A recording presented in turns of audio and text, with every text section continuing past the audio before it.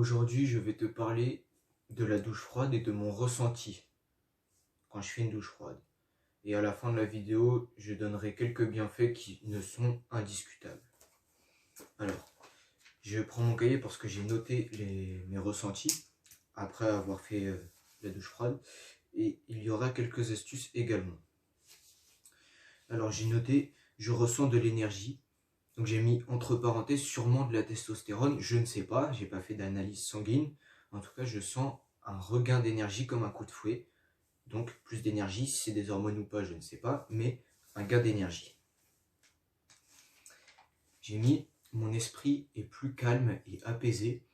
Et après, j'ai lu également, j'ai fait d'autres activités et je me sens apaisé et plus relationnel. J'ai un esprit plus clair. Voilà, c'est ça que je voulais dire.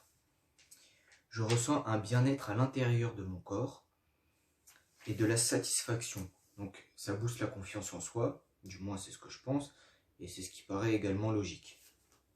Une sensation de légèreté à l'intérieur de mon corps, dans le sens, comme j'ai dit tout à l'heure, un bien-être à l'intérieur de mon corps. Je me sens léger. Similaire à l'extase comme dans certaines méditations. Je sens un ancrage sur moi-même et je me sens moins dépendant vis-à-vis des autres. Après la douche froide. Ça, c'est mes ressentis sur mes premières douches froides actuelles. Je l'ai déjà pratiqué il y a quelques mois, même il y a plusieurs années. Mais là, je l'ai repris sérieusement il y a quelques jours. Mais bon, mon corps, il est quand même habitué. Je m'en sors assez bien. Je pense que ça reconnecte mon esprit dans le présent.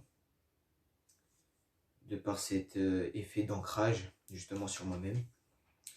Et justement, comme je le disais, j'ai lu et fait d'autres activités et je sens une grande productivité et une attention sur moi-même.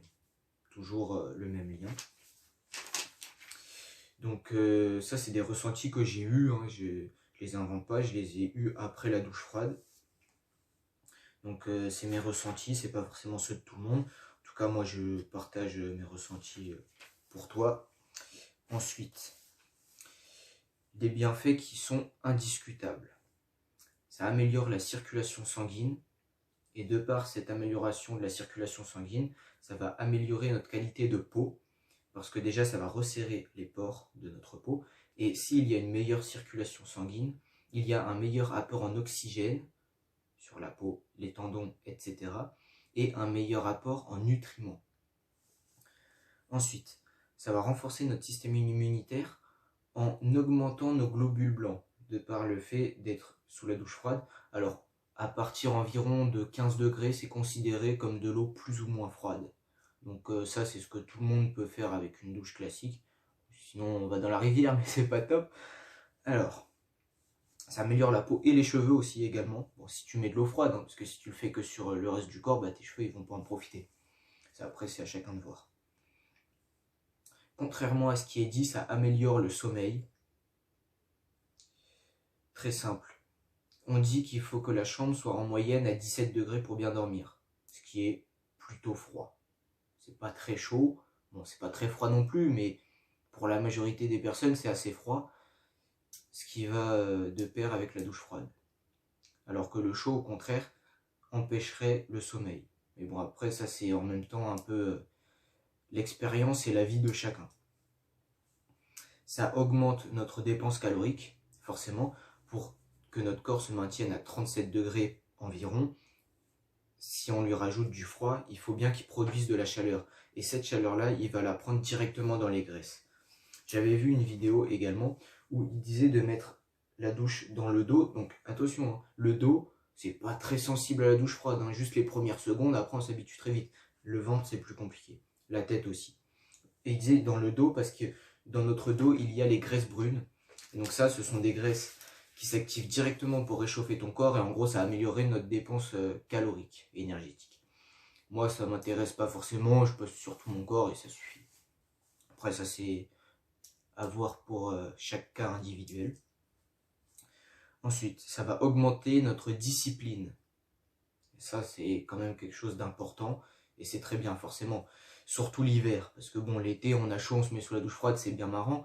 Mais l'hiver, c'est le plus important et c'est pour ça que j'ai tourné cette vidéo maintenant. L'hiver, c'est très important de faire la douche froide. Et ensuite, ça va augmenter notre taux de sérotonine. La sérotonine, pour faire vite, c'est appelé l'hormone du bonheur. Donc ça va nous rendre heureux. On va apprécier plus de choses avec moins. Voilà, c'est un peu les actions de la sérotonine. Vulgarisées, hein, bien sûr. Alors, il faut savoir que les pays nordiques sont les pays les plus heureux dans le monde.